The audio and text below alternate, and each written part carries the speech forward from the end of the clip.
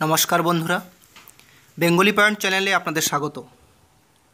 গত ভিডিওগুলোতে আমরা বাংলা নেট সেট সম্পর্কে কিছু গুরুত্বপূর্ণ তথ্য এবং নেটের সিলেবাস এবং চর্যাপদ সম্পর্কে আলোচনা করেছি। আজকে আমরা আলোচনা করব কাব্যতত্ত্ব সম্পর্কে। এনটিএ নেটের যে সিলেবাস দেওয়া হয়েছে তার শেষ বা দশম ইউনিটে রয়েছে এই ভারতীয় কাব্যতত্ত্ব এবং পাশ্চাত্য কাব্যতত্ত্ব। আজকে আমরা ভারতীয় কাব্যতত্ত্ব সম্পর্কে কিছু গুরুত্বপূর্ণ প্রশ্ন উত্তর আলোচনা করব। আজকের প্রথম প্রশ্ন, ভারতীয় অলঙ্কারবাদের জনক কাকে বলা হয়? ভারতীয় অলঙ্কারবাদের জনক কাকে বলা হয়? ভরত, বামন, রায়শেখর না কুন্তক? সঠিক উত্তর হবে ভরত। ভারতীয় অলঙ্কারবাদের জনক বলা হয় ভরতকে। পরবর্তী প্রশ্ন, কাব্যতত্ত্ব মীমাংসা গ্রন্থটির রচয়িতা কে?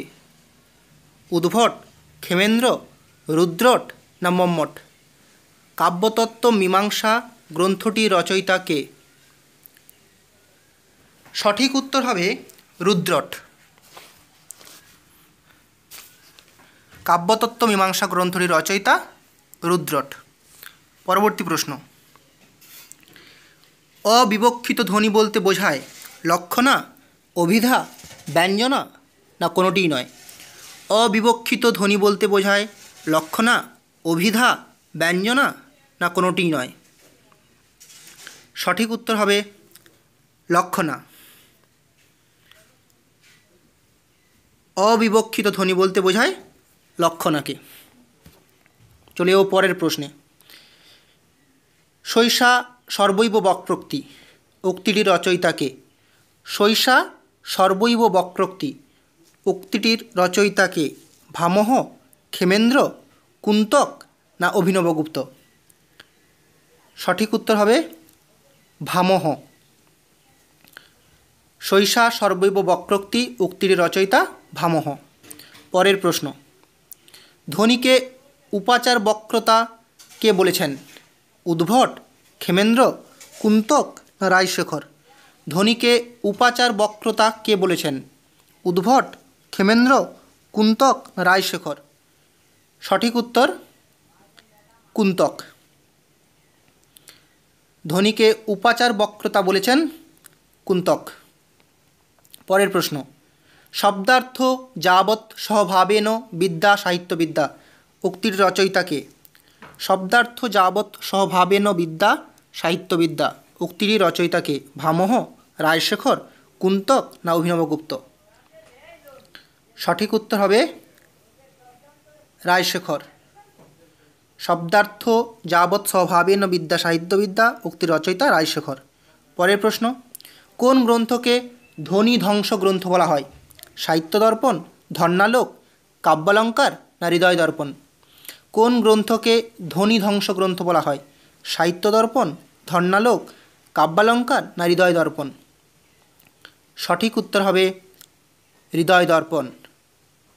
হৃদয় দর্পণ গ্রন্থকে ধ্বনি ধ্বংস গ্রন্থ বলা হয়। পরের প্রশ্ন, ভরতের নাট্যশাস্ত্রের যততম অধ্যায়ে রস নিষ্পত্তি কথার উল্লেখ আছে?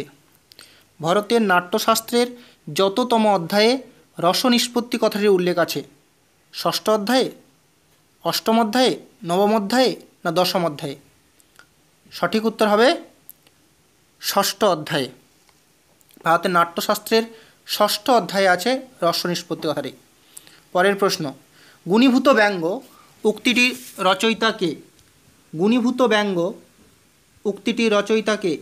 জগন্নাথ, অভিনবগুপ্ত, কর্ণপুর না বিশ্বনাথ কবিরা? গুণীভূত ব্যঙ্গ উক্তির রচয়িতা সঠিক উত্তর হবে জগন্নাথ।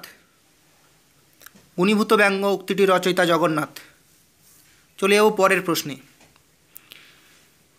হৃদয় দর্পণ গ্রন্থটির রচয়িতা কে? হৃদয় দর্পণ গ্রন্থটির রচয়িতা কে? ভট্টনায়ক, ক্ষেমেন্দ্র, কুন্তক না রায়শেখর? সঠিক উত্তর হবে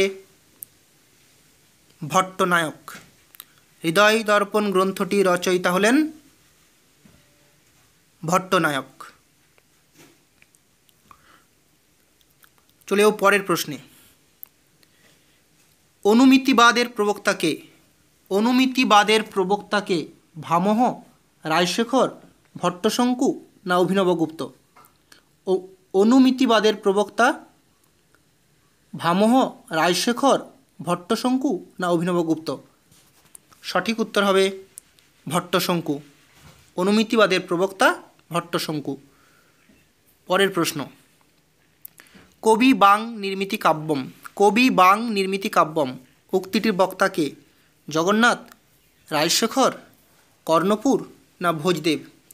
কবি বাং নির্মিতি কাব্যম উক্তিটির বক্তা হলেন জগন্নাথ না রায়শেখর না কর্ণপুর না ভোজদেব? সঠিক উত্তর হবে কর্ণপুর। পরের প্রশ্ন। কে প্রথম কাব্যে আত্মার কথা বলেন? কে প্রথম কাব্যে আত্মার কথা বলেছেন? ভামহ, বামন, ভট্টশঙ্কু না অভিনবগুপ্ত? কাব্যে প্রথম আত্মার কথা বলেছেন, সঠিক উত্তর বামন। চলে যাও পরের প্রশ্নে। রত্তাদ্দু দোধকালোকে বিভাবা কাব্য নাটক, রত্তাদ্দু দোধকালোকে বিভাবা কাব্য নাটক উক্তিটির বক্তা কে? জগন্নাথ, রায়শেখর, কর্ণপুর না বিশ্বনাথ কবিরাজ? সঠিক উত্তর হবে বিশ্বনাথ কবিরাজ। পরের প্রশ্ন। দণ্ডির মতে অলঙ্কার কয় প্রকার? দণ্ডির মতে অলঙ্কার কয় প্রকার? 2 প্রকার, 4 প্রকার, 3 প্রকার না 5 প্রকার? দণ্ডির মতে অলঙ্কার হলো, সঠিক উত্তর হবে 2 প্রকার। চলে যাব পরবর্তী প্রশ্নে। অলঙ্কার শাস্ত্রের সঞ্চারী ভাব কয়টি? অলঙ্কার শাস্ত্রে সঞ্চারী ভাব কয়টি? 8টি, 9টি, 31টি না 33টি? অলঙ্কার শাস্ত্রে সঞ্চারী ভাব, সঠিক উত্তর 33টি। পরের প্রশ্ন। কাব্যকৌতুক গ্রন্থটির রচয়িতা কে? কাব্যকৌতুক গ্রন্থটির রচয়িতা কে? জগন্নাথ, রায়শেখর, কর্ণপুর না বিশ্বনাথ কবিরাজ? কাব্যকৌতুক গ্রন্থটির রচয়িতা, সঠিক উত্তর হবে জগন্নাথ। চলে যাব আমরা পরবর্তী প্রশ্নে। উৎপত্তিবাদের প্রবক্তা কে? উৎপত্তিবাদের প্রবক্তা কে? ভামহ, ভট্টলোল্লোট, ভট্টশঙ্কু না অভিনবগুপ্ত? উৎপত্তিবাদের প্রবক্তা হলেন, সঠিক উত্তর ভট্টলোল্লোট।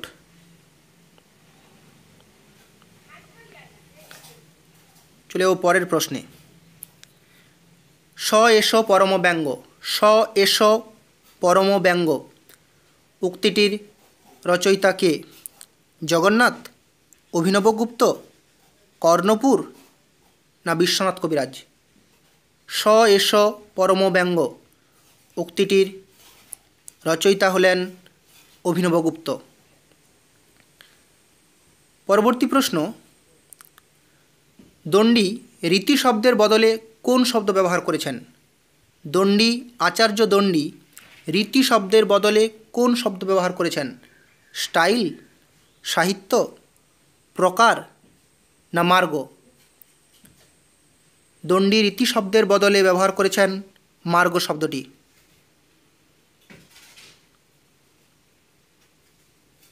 নমস্কার। আজকের এই কাব্যতত্ত্বের 20টি প্রশ্ন আলোচিত হলো। পরবর্তী ভিডিওগুলোতে প্রতিটি বর্গ ধরে ধরে এরকম আলোচনা হবে। ধন্যবাদ। কোনো প্রশ্ন থাকলে কমেন্ট বক্সে জানিও। আবারও ধন্যবাদ।